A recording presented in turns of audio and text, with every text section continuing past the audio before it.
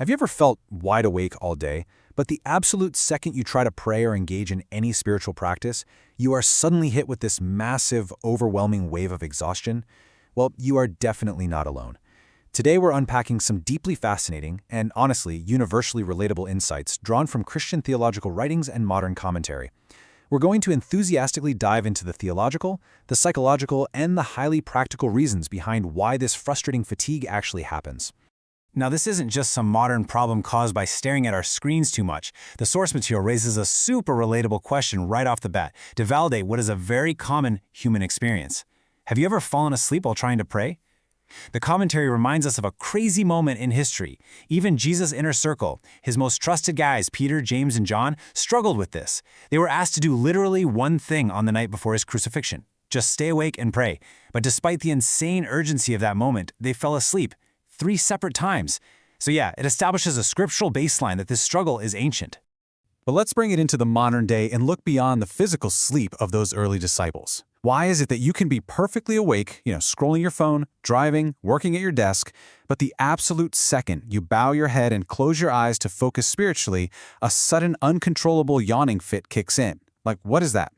Well, the consensus in the literature suggests there's a lot more happening beneath the surface here than just needing a quick nap.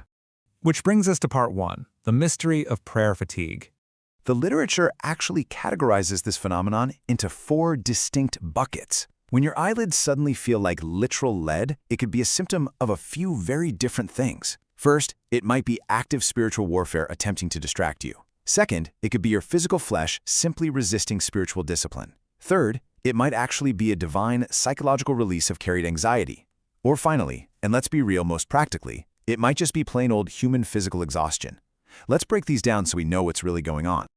Let's look at part 2, physical versus spiritual fatigue. The texts introduce this absolutely fascinating Greek concept called kataxis.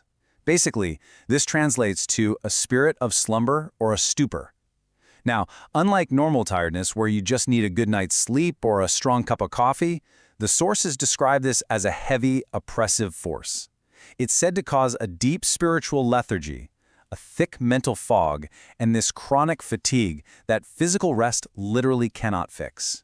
The true danger here, according to the commentary, is that it impairs your discernment and creates an overwhelming urge to just retreat and give up entirely. To back this up, theological analysis points right to Ephesians 6:12, which highlights a battle against unseen forces. The perspective here is that the moment you decide to pray, you aren't just sitting quietly in your room anymore, you are actively stepping into enemy territory. Hostile spiritual forces don't want you making that connection. So they use heavy eyelids, sudden drowsiness, and yawning as tactical weapons to break your concentration before you even begin to engage. But wait, there's a fascinating counter-perspective to consider too. Sometimes, a yawn isn't warfare at all. It's actually a spiritual exhale. The texts point out that when you come to prayer carrying a massive weight of anxiety, worry, or unconfessed sin, your nervous system is locked in a constant state of high tension. When you finally open up in a safe spiritual space, your body physically responds to that release. It's like finally exhaling after holding your breath for way too long. So that yawn might not be an attack, it might just be a profound physiological breakthrough. Of course, the material firmly grounds us in physical reality too. The writers emphasize that God completely understands our human limits. Sometimes you aren't under spiritual attack and you aren't having a massive psychological breakthrough, you're just running on fumes from a long day of work, raising kids, and paying bills. That physical exhaustion is a totally normal part of the human experience, and the texts make it very clear that simply being tired is not a sin. Grace exists for the weary. Moving on to part 3, the secret of fullness. Theologian James McConkie presents a really brilliant core argument here by contrasting 2 concepts, the indwelling of the Spirit versus the manifestation. The text argues that every believer receives the Holy Spirit entirely at the moment of conversion. That's permanent union. But, and this is key, simply having the Spirit indwelling doesn't guarantee you will automatically experience the manifestation and fullness of that power. Experiencing that vibrant life requires daily obedience, ongoing communion, and a complete intentional yielding of your own will. McConkie uses this incredible visual imagery to really drive the point home. He compares the baseline indwelling to a trickling reservoir. It has just enough water to barely sustain a city during a severe drought. It keeps you alive, but just barely. He contrasts that with the manifestation of the Spirit, which is like a leaping artesian well that bursts forth spontaneously with an unstinted, powerful, abundant flow. It is the stark difference between merely surviving spiritually day to day versus living an overflowing life of peace and limitless energy.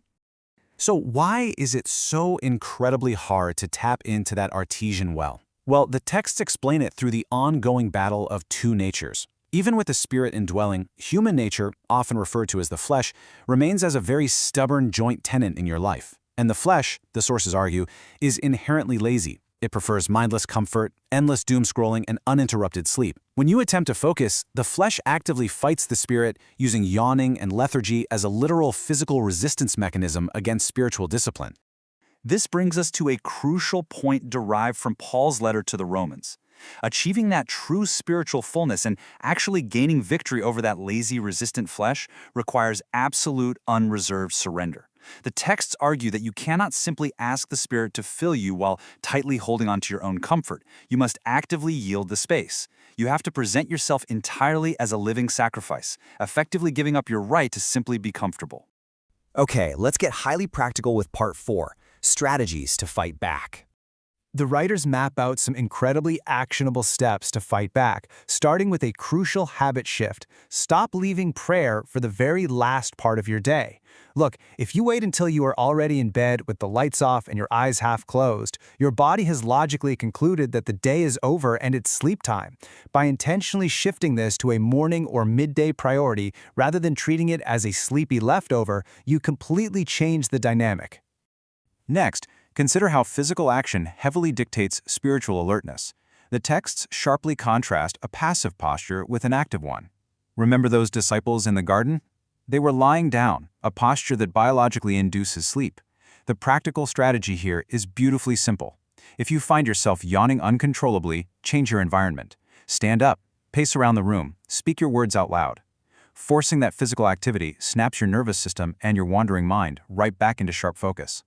Furthermore, the sources detail specific weapons to deploy against this heavy spirit of slumber. Employing the spoken word, like quoting Isaiah 40:29, which declares that God gives strength to the weary, and engaging in active, out-loud worship are described as spiritual atomic bombs. Additionally, the text advise identifying exactly what behaviors are numbing you out before you engage. Breaking those cycles of passivity deliberately resists the enemy, restores your energy, and clears that mental fog right out. Ultimately, the commentary leaves us with this highly empowering perspective to carry with you. The idea is this: the enemy doesn't actually fear the perfect person who never gets distracted or tired. Instead, he is terrified of the person who yawns, feels completely exhausted, but refuses to quit.